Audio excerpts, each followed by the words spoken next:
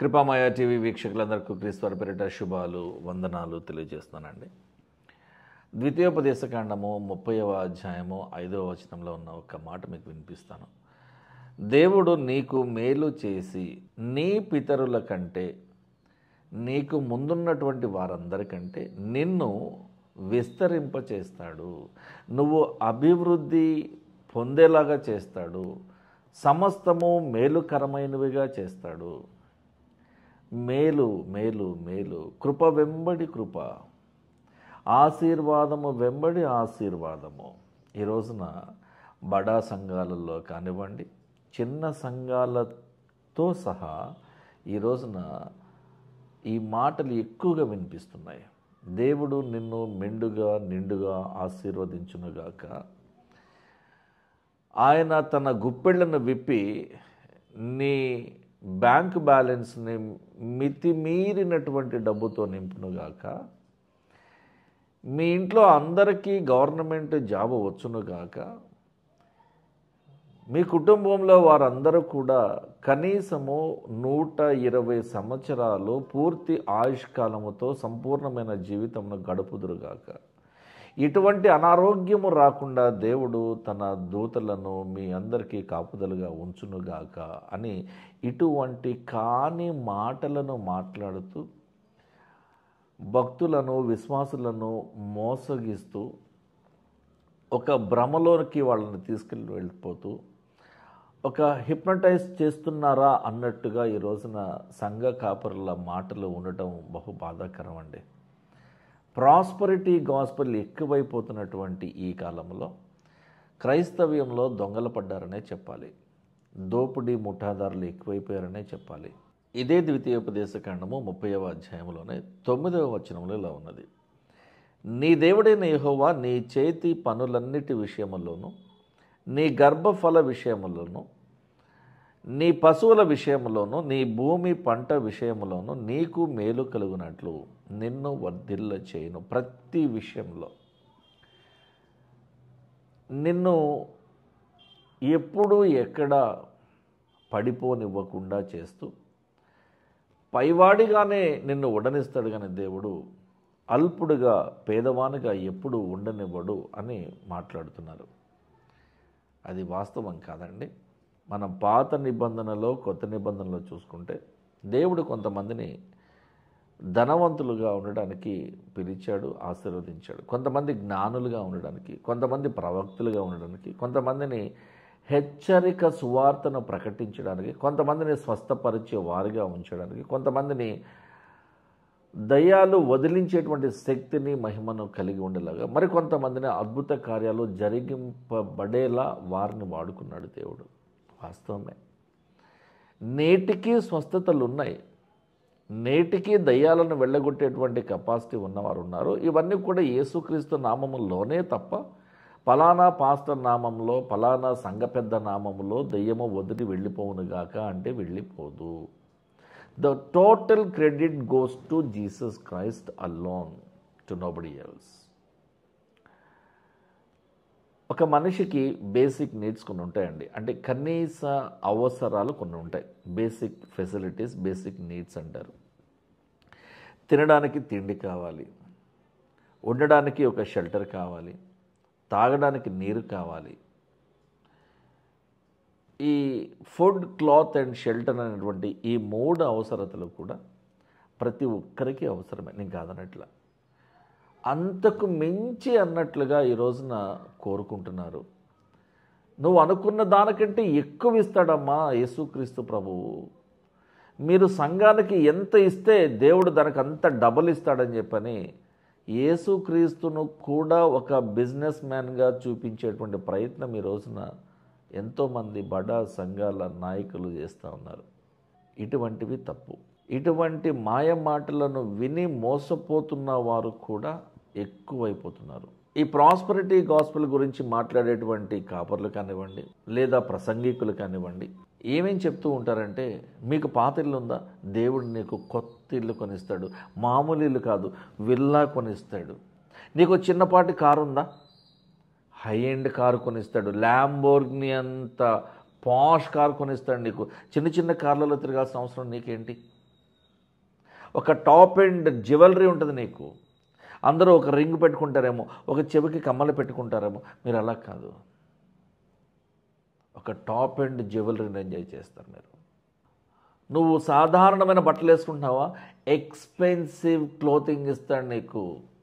ఒక most expensive designer వేర్ని ఇస్తాడు నీకు.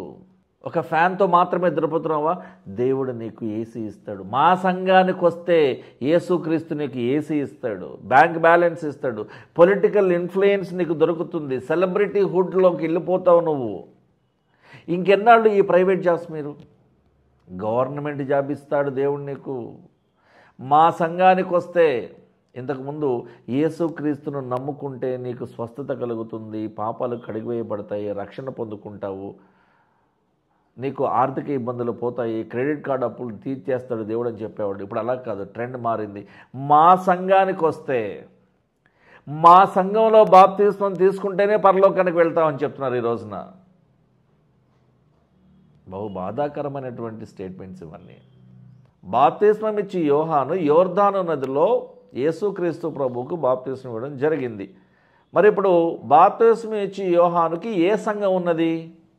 ఈ ప్రాస్పెరిటీ థియాలజీ అంతా ఏంటంటే, దేవుడు నీకు విపరీతమైన డబ్బు ఇస్తాడు, మెటీరియలిస్టిక్ థింగ్స్ ఏవైతే నీకు కావాలో వాటన్నిటినీ కూడా నీకు సమకూరుస్తాడు, ఫైనాన్షియల్ బ్లెస్సింగ్ ఉంటుంది, ఫిజికల్ వెల్ బీయింగ్ ఉంటుంది అని కరిస్మాటిక్ పాస్టర్స్ ఉన్నారు కదా, వీళ్ళ మాటల్లో ఇవన్నీ ఉంటాయి. So prosperity theology is not equivalent to biblical theology please. దేవుడు ఎప్పుడు కూడా మీరు నా దగ్గరకు వస్తే కొత్తిళ్ళు కొనిస్తాను, మీకు కార్లు కొనిస్తాను, అసలు కార్లేం కర్మ, పెద్ద పెద్ద ప్రైవేట్ జెట్సే మీకు ఉంటాయి, ఒక చిన్నపాటి విమానాశ్రయాన్ని నువ్వు కట్టించుకుంటావు, నువ్వు పాస్టర్గా కార్లో రావాల్సిన కర్మ నీకేంటి, ఒక ప్రైవేట్ జెట్లో మీ చర్చ్ వెనక ప్రాంగణంలో నువ్వు అక్కడ ల్యాండ్ అవుతావు, అంత గొప్ప ప్రాస్పరిటీ స్టేజ్కి నేను తీసుకెళ్ళిపోతాను అని ఈ రోజున మాయ మాటలు చెప్తున్నారు. ఏంటి ఈ కరిస్మాటిక్ క్రిస్టియానిటీ అంటే, పరిశుద్ధాత్ముడు వస్తాడు, గిఫ్ట్లు తెస్తాడు, ఆయన వచ్చిన తర్వాత మీలో ఒక అగ్ని రాజిల్లుతుంది, లోపల ఒక బర్నింగ్ పాయింట్ స్టార్ట్ అయిపోతుంది, భాషల్లో మాట్లాడతారు, మీరు మనుషుల వల్లే ప్రవర్తించరు, ఎంతో గొప్ప శక్తి మహిమ ఉన్నటువంటి ఒక దేవదూత వల్లే మీరు మాట్లాడతారు అని పరిశుద్ధాత్ముడు అంటారు, మళ్ళీ దేవదూతను కూడా అంటారు. అదేమంటే దేవదూతలు పరిశుద్ధాత్మునికి ఒక ఏజెంట్స్ వంటి వారని కూడా చెప్తున్నారు. ఒకదానికి ఒక లింక్ లేదు, ఒక సంబంధం లేదు, ఒక ప్రాపర్ కనెక్షన్ లేకుండా ఈ రోజున మాట్లాడేస్తున్నారు. Charismatic pastors ఎక్కువైపోతున్నారు.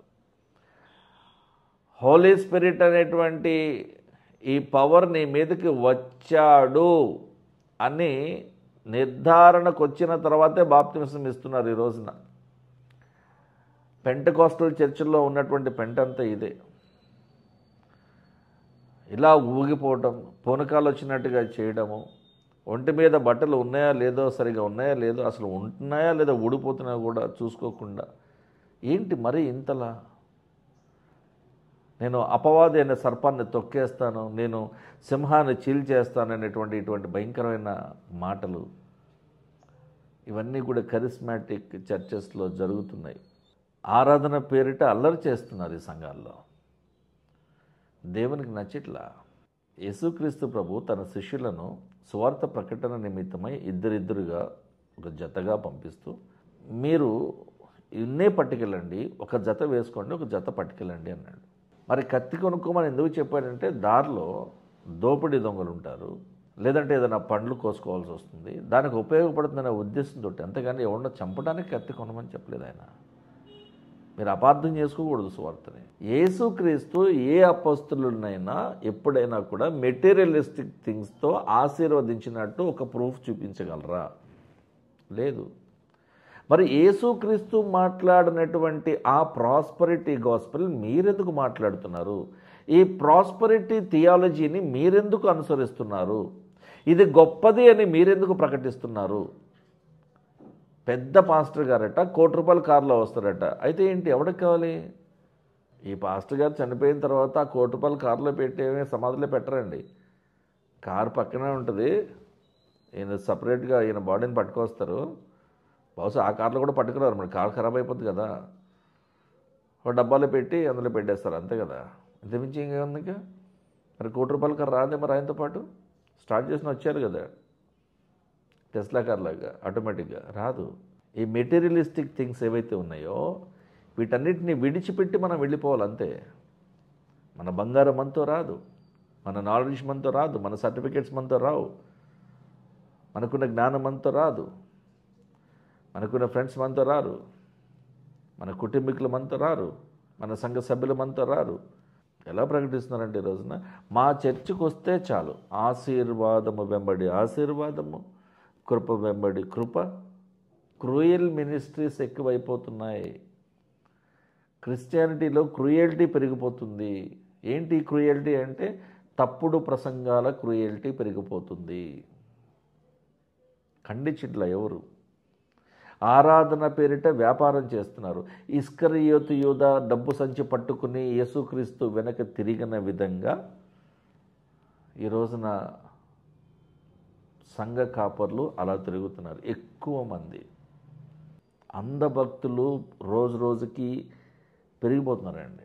అంధభక్తులు, the blind believers.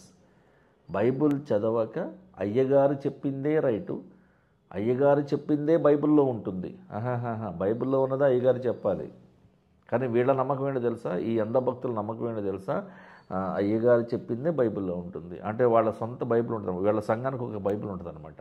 కొలసీ సంఘానికి పౌలు గారు రాసినటువంటి పత్రిక 3వ అధ్యాయము 1వ వచనంలో,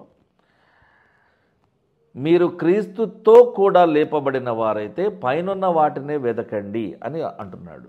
పైనున్న వాటినే అనగా పరలోకమందున్నటువంటివి, ఆత్మీయ ఆశీర్వాదమునకు సంబంధించిన వరములను ఫలములను వెతకండి అంటున్నాడు. కానీ ఇక్కడ పాస్టర్లు ఏం చేస్తున్నారు? మీకు ఇల్లు ఇప్పిస్తాడు, కారు ఇప్పిస్తాడు, మీ క్రెడిట్ కార్డుల అప్పులు తీర్చేస్తాడు, మీ పిల్లలకి పెళ్ళిళ్ళు చేస్తాడు, మీ పిల్లలకి వీసా ఇప్పిస్తాడు, మీ పిల్లలకి గవర్నమెంట్ జాబులు ఇప్పిస్తాడు, మిమ్మల్ని అందరినీ స్వస్థపరుస్తాడు, మీ జీవితాలను బాగు చేస్తాడు, అద్భుత కార్యాలు జరిగిస్తాడు, మీ ఇంటి మీద దేవతలను కాపుదలుగా ఉంచుతాడు.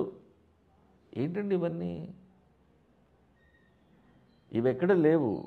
సో బైబిల్లో లేనివి ప్రకటించి అనవసరమైన పాపాన్ని కొని తెచ్చుకుని నరకానికి మిమ్మల్ని మీరే ఈడ్చుకొని పోవడం తప్ప మరొకటి లేదు. ప్రాస్పరిటీ గాస్పెల్ని మనము ప్రకటించకూడదు. Prosperity theology is a false theology. క్రైస్తవులారా తస్మాత్ జాగ్రత్త, ఇటువంటివి మీరు నమ్మకండి. క్రైస్తవ జీవితము సంపూర్ణమైనటువంటి జీవితం అని తెలుసుకోవడానికి ముఖ్యమైన సంకేతం ఏంటంటే, మీకు తప్పకుండా శ్రమలుంటాయి, కష్టాలుంటాయి, నష్టాలు వస్తాయి, ఇబ్బందులు ఉంటాయి, అవమానాలు పాలైపోతారు. ఈ రోజున చర్చిలను తగలబెడుతున్నారు, చర్చిలను కూలగొడుతున్నారు, చర్చి పాస్టర్లను ఇబ్బంది పెడుతున్నారు. ఎప్పుడైనా ఎన్నడైనా క్రైస్తవ ప్రసంగికులు కానివ్వండి, సువార్థికులు కానివ్వండి, సంఘ కాపరులు కానివ్వండి, ఇతర మతాల ఆలయాలలోనికి వెళ్ళి ఏమైనా అల్లరి చేశారా? ఎప్పుడు కూడా చెయ్యరు. ఇదంతా అపవాది ఆడుతున్నటువంటి ఒక వింత డ్రామా. ఈ డ్రామాకి క్రైస్తవ విశ్వాసులు బలైపోవాల్సిందే, ఇందులో వేరే మార్గం ఏం లేదు. యేసుక్రీస్తు ప్రభువే చెప్పారు, నన్ను ఈ లోకం ద్వేషించింది, మీరు నన్ను అనుసరిస్తున్నప్పుడు తప్పకుండా మిమ్మల్ని కూడా ద్వేషిస్తుంది. నన్ను ద్వేషించిన ఈ లోకము మిమ్మల్ని ప్రేమిస్తుందని ఎలా అనుకుంటున్నారు మీరు? ఒక ప్రశ్న వేశారు. ఈ ప్రశ్నకు సమాధానం ఉందా? లేదు. మరి ఏం చేయాలి? శ్రమలను మనం ఎక్స్పెక్ట్ చేయాలి, శ్రమలను ఆహ్వానించాలి, శ్రమలు మనకు తోడుగా ఉండి తీరాలి. ఆ శ్రమలే మనకు భద్రతను కల్పిస్తాయి. దేవుని అనుమతి లేకుండా శ్రమలు రావు. పౌలు గారు 3 సార్లు వేడుకున్నాడు, 3 సార్లు కూడా దేవుడు తిరస్కరించాడు. నేను స్వస్థపరచను, నువ్వు స్వస్థపరుస్తున్నావు, ఓకే, నువ్వు చనిపోయిన వాళ్ళని లేపుతున్నావు, నీకు ఆ శక్తి నేనే ఇచ్చాను, కానీ నిన్ను మాత్రం నేను స్వస్థపరచును. ఎందుకంటే ఈ రోగం లేదనుకో నువ్వు నన్ను మర్చిపోతావు, నాకు విడిగా వేరే వెళ్ళిపోతావు నువ్వు. కాబట్టి అది వద్దు. కానీ ఈ శ్రమలను నువ్వు తట్టుకోవడానికి కావాల్సినటువంటి శక్తిని నీకు ఇస్తాను. నీకు ఈ శ్రమలు ఎప్పుడైతే నీకు విస్తరిస్తూ ఉంటాయో నా కృప కూడా అంతకంతకు ఈ శ్రమల కంటే ముందుగా నడుస్తూ ఈ కృప విస్తరిల్లుతూ వెళుతూ ఉంటుంది. పౌలు, నువ్వు టెన్షన్ పడకు, నేనున్నాను కదా. కాబట్టి శ్రమలు ఒక విశ్వాసి జీవితానికి ఆభరణము వంటిది. ఈ శ్రమలు అనేటువంటి ఆభరణము మనకి చాలా అవసరము, లేదంటే నువ్వు అసలు క్రైస్తవ బిలీవర్వి కానే కాదు. ప్రాస్పరిటీ గాస్పెల్ అనేటువంటిది ఒక తప్పుడు సిద్ధాంతము. దయచేసి ఈ సిద్ధాంతాలను, సిద్ధాంతకర్తలను, ఈ సిద్ధాంతానికి సంబంధించినటువంటి ప్రసంగాలను మీరు నమ్మి మోసపోవద్దని మనవి చేస్తూ ఉన్నాను. చిన్న ప్రార్థన కొరకే తలలో ఉంచుదామండి. ప్రేమగల దేవ, కనికరమగల తండ్రి, నీ వాక్యంతో మమ్మల్ని హెచ్చరించండి నాయన. ఆత్మీయంగా ఎదగాలని ఆశపడుతున్నాము. అంధకారంలో ఉన్నటువంటి క్రైస్తవులందరినీ కూడా వెలుగులోనికి నడిపించేటువంటి ప్రయత్నంలో భాగంగా మేము సైతము పరిచర్య పేరుతో వీలైనంత మందిని రక్షించి వారి ఆత్మలను నీ పాద సన్నిధి ఉంచుకునేటువంటి ప్రయత్నం చేస్తూ ఉండగా మా ప్రయత్నం అంతట్లో మాకు తోడుగా మమ్మల్ని నడిపించండి. ఈ కార్యక్రమాన్ని వీక్షిస్తున్న ప్రతి ఒక్కరిని కూడా మీరు బాగు చేయండి. వారి ఆత్మలను దేవా మీ సన్నిధికి చేర్చుకునండి నాయన. ప్రాస్పరిటీ గాస్పెల్తో నేడు జరుగుతున్నటువంటి అల్లరి, దోపిడీ, మోసము ఎంతో ఎక్కువగా ఉంటున్నటువంటి సమయంలో వీలైనంత మంది భక్తులను హెచ్చరించేటువంటి ప్రయత్నం చేస్తూ ఉండగా నాయన, ఆ ప్రయత్నం అంతట్లో కూడా మాకు సహాయం చేయండి. నిజమైనటువంటి మారు మనసును ప్రతి ఒక్కరు కూడా పొందుకోవాలని ఆ విధంగా మేము బోధ చేస్తూ ఉండగా మాకు సహాయం చేయండి. ప్రతి ఒక్కరి అవసరతలు మీకు తెలిసే ఉన్నాయి ప్రభువా. ప్రపంచ దేశాలలో ప్రతి ఒక్క సంఘ సభ్యులను మీరు జ్ఞాపకం చేసుకునండి. వారికి కావాల్సినటువంటి సమయోచితమైన సహాయాన్ని అందజేయమని యేసుక్రీస్తు వారి పరిశుద్ధ నామములో ఈ ప్రార్థన అడుగుతున్నాం తండ్రి. ఆమేన్. Thank you.